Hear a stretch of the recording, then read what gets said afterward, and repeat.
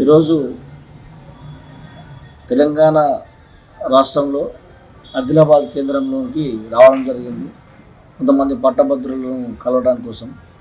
మరి అదే మాదిరిగా మెదక్, నిజామాబాద్, ఆదిలాబాద్, కరీంనగర్ పట్టభద్రుల ఎమ్మెల్సీకి నేను నామినేషన్ వేయడం జరిగింది.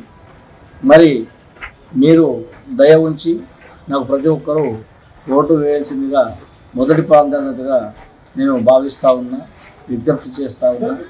మరి అదే సందర్భంగా మరి కొంతమంది బీసీ సంఘాలను అడ్డం పెట్టుకొని వాళ్ళ ఎదుగుదల కోసము లేదా వాళ్ళ ఆర్థిక పరిస్థితుల కోసము సంఘాలలో ఉన్నటువంటి కింది స్థాయి వాళ్ళని పక్కబెట్టి ఒక రాష్ట్ర అధ్యక్షుడు స్థాయి ఉన్న వాళ్ళు ఇంటర్నల్గా వాళ్ళు వెళ్ళి అగ్రవర్ణాలతో కుమ్మక్కై వాళ్లకు సపోర్ట్ చేయడం అనేది నేను తీవ్రంగా ఖండిస్తూ ఉన్నా.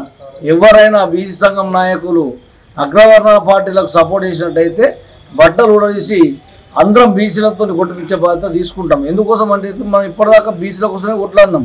బీసీలకు జరగాల అన్యాయం జరుగుతుందా గురించి తీవ్రంగా అందరం ఖండిస్తున్నాం. మళ్ళీ ఇప్పుడు పోయి మళ్ళీ కొమ్ము కాయడానికి కోసం మళ్ళీ బానిసత్వం మీరు పోయి చేసే ఏదో పనులకు కింది స్థాయిలో మరి ఎందుకు ఉద్యమం చేయాలి?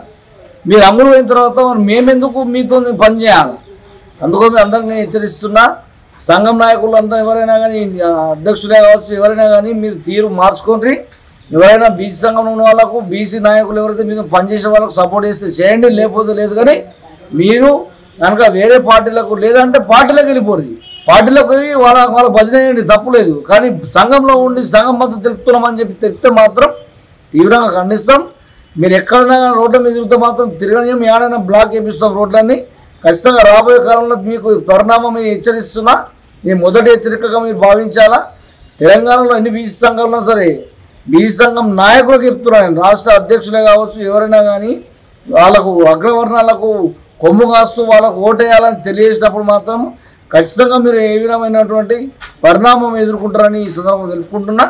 పట్టభద్రుల ఎమ్మెల్సీ కావచ్చు, రాబోయే జెడ్పీటీసీ, ఎంపీటీసీ స్థానిక ఎలక్షన్లలో కావచ్చు, కులగణన కోసం మనం కొట్లాడుతూ ఉంటే బీసీల కోసం ఒకవైపు, మరోవైపు ఈ ఒక అగ్రవర్ణాలకు ఉన్నటువంటి క్యాండిడేట్లను గెలిపించుకోవాలని చెప్పుకోవడం సిగ్గుచేటుగా నేను భావిస్తూ ఉన్నా.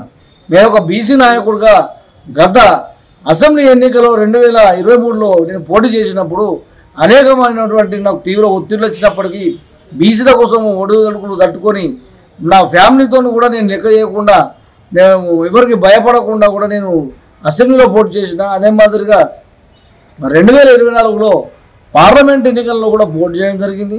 మరి నేను అమ్ముడు వాళ్ళం కూడా దేనికో ఎప్పుడు అమ్ముడు పోయి ఈ సంఘం కోసం నేను పనిచేసేటోని కాదు కదా. ఈ రోజు వరకు నేను మన బీసీలకు ఎటువంటి కూడా కులగణన జరగకపోతే మీతో పాటు మా పిల్లలకే కాదు ఎవరి పిల్లలకు కూడా రాబోయే చట్టసభలలో లేకపోతే విద్య, ఆరోగ్య చట్టసభలలో కూడా వాళ్ళకి ఎటువంటి సదుపాయాలు ఉండవు. మరి మొన్న ఇచ్చినటువంటి రాష్ట్ర ప్రభుత్వము కులగణన రిపోర్టుకు మరి 54% రిపోర్ట్ ఉంటే 10% ముస్లిం మైనార్టీలకు ఇవ్వడం జరిగింది. మరి 42% తీసుకొచ్చి మరి బీసీలకు అన్యాయం చేసింది. మరి 8% ఉన్నటువంటి ఈడబ్ల్యూఎస్ని 15% పెంచడం అనేది నేను తీవ్రంగా ఖండిస్తూ ఉన్నా. మరి ఈ ధోరణి మీరు బీసీ సంఘం నాయకులు, రాష్ట్ర అధ్యక్షులు ఎవరైనా బీసీ సంఘాలు దాదాపు ఎన్ని సంఘాలు ఉన్నా కూడా ఖచ్చితంగా దీని మీద ఒక తాటికి వచ్చి మీరు బీసీ నాయకుల కోసం సపోర్ట్ చేయాల్సిందిగా ఎమ్మెల్సీ ఎలక్షన్లో నిలబడాల్సిందిగా కోరుతూ ఉన్నా. వాళ్ళు ఎవరైతే పారాషూట్ క్యాండిడేట్లు అయితే కొంతమంది వస్తుంటారు బీసీ నాయకులు అని చెప్పుకొని, వాళ్ళు నిన్న మొన్నటిదాకా కాంగ్రెస్ పార్టీకో, టీఆర్ఎస్ పార్టీకో, బీజేపీ పార్టీకో ఆశావాహులుగా పనిచేసి ఇలా వచ్చి బీసీ నాయకులు అని చెప్పుకొని వస్తున్నారు. వాళ్ళు గెలిచినట్టయితే రేపు మళ్ళీ మొదటి పార్టీకి పోతారని ఈ సందర్భంగా తెలియజేసుకుంటున్నారు. కాబట్టి మీరు బీసీ సంఘం నాయకులు మీరు ఏదైనా ఉంటే బీసీలకు సపోర్ట్ చేయండి, తప్పు లేదు.